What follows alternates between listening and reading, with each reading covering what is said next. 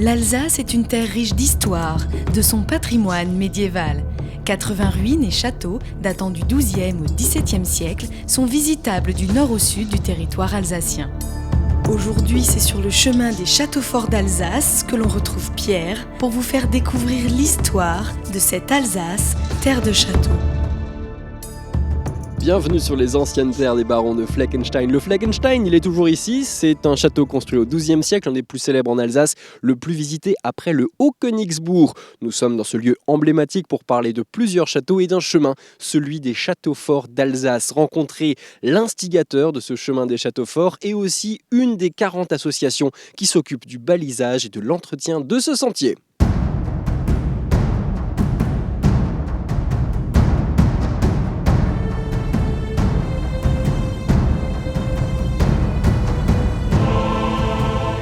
Bonjour à vous Guy Muller. Bonjour Pierre. Vous êtes l'instigateur de ce chemin des châteaux forts en Alsace. Pourquoi avoir eu cette idée de relier tous ces châteaux forts entre eux ? Mon idée vient du fait que j'ai ressenti une frustration en tant qu'Alsacien. L'Alsace est en fait une terre où il y a énormément de châteaux forts et c'est méconnu, on ne le sait pas. L'Alsace n'est pas identifiée comme une terre de châteaux forts. C'est pour ça que j'ai voulu réagir et essayer de créer un ensemble cohérent et homogène concernant tous les châteaux d'Alsace afin de les montrer à tout le monde, mais aussi aux locaux. Mais comment avez-vous choisi ces châteaux ? Il y en a quand même des centaines. Je les ai choisis en accord avec les historiens. Je les ai répertoriés et j'en ai dénombré 130 châteaux forts de montagne, puisqu'il y a à peu près 500 châteaux en Alsace, dont 150 à peu près qui sont des châteaux forts de montagne. J'ai d'abord positionné moi-même tous les châteaux avec l'aide de M. Rudrauf sur les cartes au 25 millième d'Alsace. Ensuite, j'ai contacté le club vosgien pour leur demander de les relier à leur façon, de la façon la plus pertinente et la plus intelligente possible, en utilisant les sentiers existants, parce que tous les sentiers existent déjà, il n'a pas fallu en créer. Toutes les Vosges sont parcourues par une espèce de réseau de sentiers absolument fabuleux. Et en fonction de ces sentiers, il y a maintenant plusieurs étapes. On peut parcourir tous ces châteaux en combien de fois, en combien d'étapes ? On peut parcourir tous ces châteaux sur 450 km en 28 étapes. La longueur moyenne des étapes, c'est 18 km. Et donc, le sentier va d'ici, donc de la frontière allemande, à la frontière suisse, c'est-à-dire au Landskron, dernier château alsacien avant la Suisse. Et tous ces châteaux, vous les avez classés en plusieurs catégories. Ce classement est le suivant. En château incontournable, en château intéressant et en château anecdotique. Château incontournable, c'est évidemment le Fleckenstein. Château intéressant, c'est le Löwenstein qui est derrière moi. Château anecdotique, c'est par exemple ce qu'était un château qui s'appelle le Kagenfels, du côté du Mont-Saint-Odile, qui était vraiment une motte castrale avec quelques cailloux dessus, et qui maintenant, grâce au travail d'une association de bénévoles et à la passion de M. Heisler, est devenue une véritable splendeur. Pour ce qui concerne de la visite de ces châteaux, il faut s'adresser à deux publics différents. Le randonneur, pour lequel on va établir un topo-guide. Ce topo-guide ira donc depuis la frontière allemande jusqu'à la frontière suisse. Il donnera toutes les indications pour manger, boire et dormir, comme il faut le faire lors d'une randonnée. Et à côté de ça, il va y avoir un guide des balades autour des châteaux forts. Balades autour des châteaux forts qui s'adressera plus spécifiquement aux locaux, pour les inciter à aller voir les châteaux. Ces balades seront décrites sous forme de balades d'une demi-journée, de balades d'une journée, dans un guide qui s'appellera Balades autour des châteaux forts.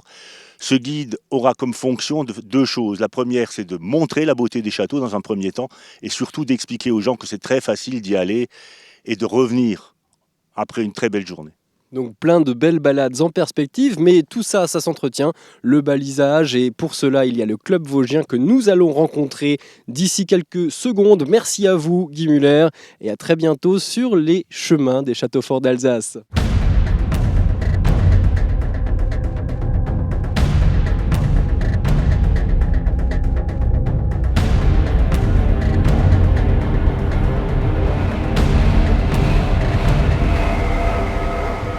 Roger Vasmer, bonjour. Bonjour Pierre. Le club vosgien, ça date quand même d'une certaine époque. Dites-nous-en un peu plus. Le club vosgien, voyez-vous, est une institution extrêmement ancienne puisqu'elle date de 1872, mais ce sont effectivement nos collègues allemands qui, à l'époque moins collègues, mais qui ont institué cette chose-là. Et combien de kilomètres de sentiers en Alsace ? Alors sur l'Alsace, nous comptons actuellement près de 25-26 000 kilomètres de sentiers, ce qui est effectivement assez conséquent.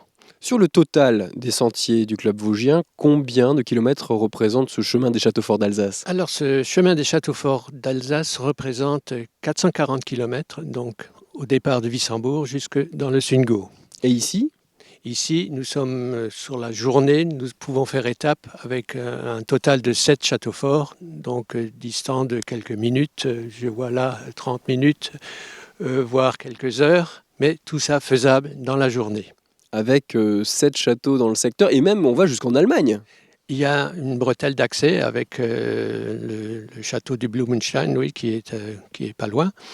Bien sûr, nous sommes en zone frontalière et il est un peu naturel qu'on ne s'arrête pas à la frontière, à la borne frontière. Effectivement, et tous vos bénévoles travaillent d'arrache-pied pour entretenir tout ça. Nous allons étudier de plus près leur travail.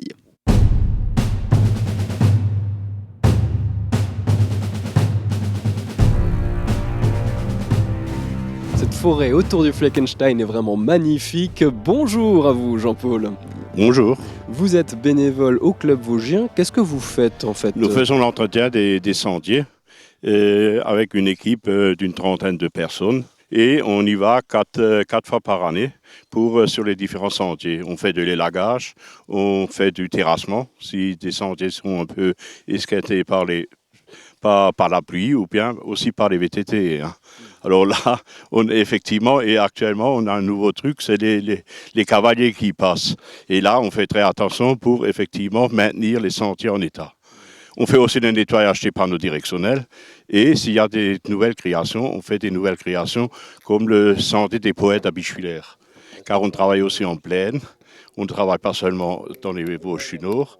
On a en tout environ 500 km de sentiers qu'on entretient au courant de l'année. Et là, votre secteur à vous?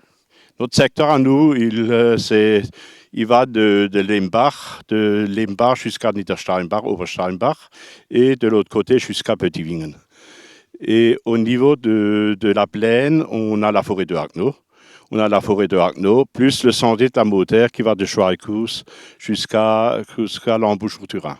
Et un nouveau type de balisage donc? Oui, c'est le chemin des châteaux forts qui a le signe.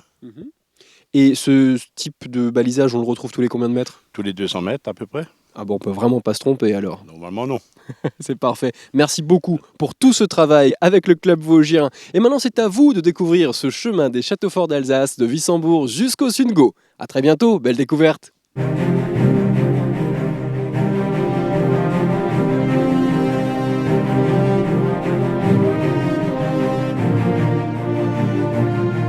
Pour préserver et valoriser les châteaux forts et cités fortifiées d'Alsace, les collectivités, les institutions régionales, les offices du tourisme, les entreprises et 250 bénévoles actifs sur le terrain s'unissent au quotidien. Maintenant, c'est à vous de valoriser ce patrimoine.